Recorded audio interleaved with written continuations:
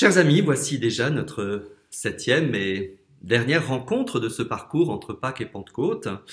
Et donc nous voici à quelques jours, ou peut-être à la veille, de notre vigile de Pentecôte où nous vivrons ce renouvellement de l'accueil de l'Esprit Saint. Entre la 6e et la 7e rencontre, nous avons passé sur beaucoup de passages très forts des Actes, en particulier la description des nombreux voyages missionnaires, de la vie missionnaire de Paul. Nous le rencontrons ici après ce qu'on appelle son arrestation et dans ce qu'on appelle le voyage de la captivité. Il est arrêté à Jérusalem, il devait être jugé à Jérusalem, mais comme il est citoyen romain, il a fait appel à son droit d'être jugé par l'empereur et ainsi il est conduit de Jérusalem à Rome. Le chapitre 28 que nous lisons cette fois-ci commence après le naufrage qui l'a conduit à l'île de Malte, dernière étape avant son arrivée à Rome pour son procès. La captivité à Rome est une curieuse captivité, puisque Paul semble bien libre d'agir. Il loue une maison dans laquelle il enseigne, il continue son activité missionnaire. Dans sa discussion avec les Juifs, nous retrouvons notre citation du premier enseignement. Au verset 23 de ce chapitre 28, il est dit « Paul s'efforçait de convaincre à propos de Jésus en partant de la loi de Moïse ainsi que des prophètes. » On peut bien imaginer que pour Luc qui a écrit ces lignes, il fait le lien avec le récit des disciples d'Emmaüs. Les 2 derniers versets du livre des Actes des Apôtres nous disent ceci. Paul demeura 2 années entières dans le logement qu'il avait loué.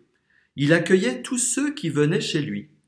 Il annonçait le règne de Dieu et il enseignait ce qui concerne le Seigneur Jésus-Christ avec une assurance sans obstacle. Nous pouvons penser que ces 2 derniers versets donnent comme une fin heureuse à cette histoire des Actes des Apôtres. Mais nous qui connaissons la suite, nous savons que Paul a été martyrisé, que Pierre aussi a été martyrisé, et d'ailleurs, les Actes des Apôtres ne nous parlent plus de Pierre. Pourquoi donc les Actes des Apôtres ne mentionnent-ils pas le martyre de Paul et le martyre de Pierre? C'est quand même les 2 piliers de l'Église.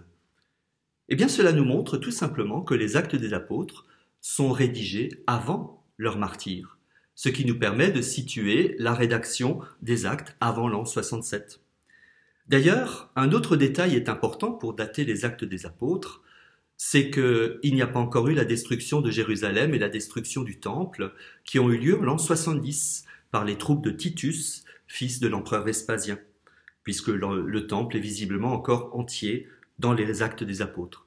Tout cela confirme que les actes ont été rédigés avant l'an 70.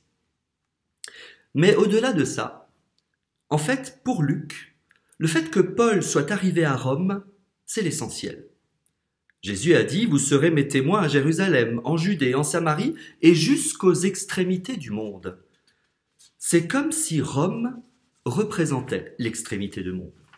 Puisque l'évangile est arrivé à Rome, l'essentiel de la mission est accompli.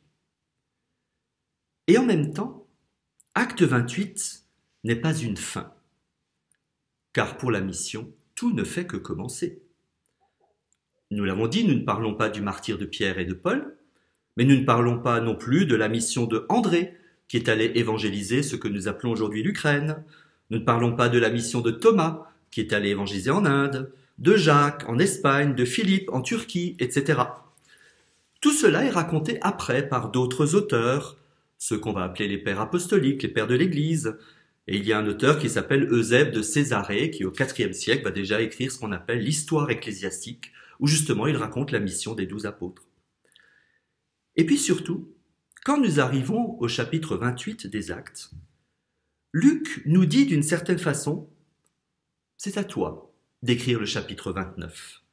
C'est à vous d'écrire le chapitre 29, à nous tous.